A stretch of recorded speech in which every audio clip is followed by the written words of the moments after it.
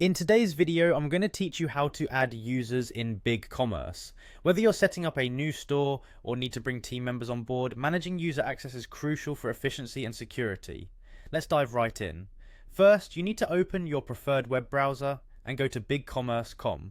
This is the main hub where you'll start your user management journey. Once you are on the home page, look towards the top of the screen and find the Login button. Click on it and it will take you to the login page where you'll need to enter your credentials. Now, key in your email address and password associated with your BigCommerce account. Make sure you double check these details to avoid any login troubles. After entering your credentials, click the Login button. You'll be directed to your BigCommerce dashboard if everything was entered correctly. Upon logging in, you'll find yourself on the BigCommerce homepage. From here, look for the Settings option in the menu. Click on Settings and you'll be taken to a page with various options to customize your store settings. Scroll down the list until you find the section labeled Advanced. Here you'll see an option named Users. Clicking on Users will lead you to the user management area where you can manage existing users and add new ones.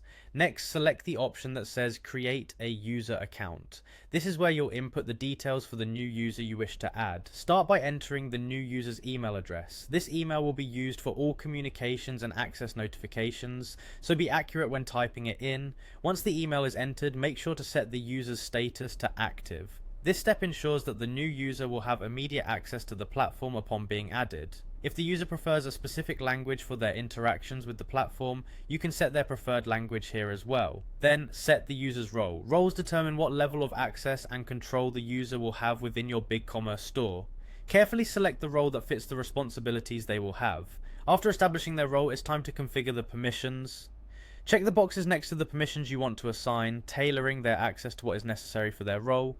Once you've filled in all the required fields and adjusted the settings to your liking, look for the Save button at the bottom of the page.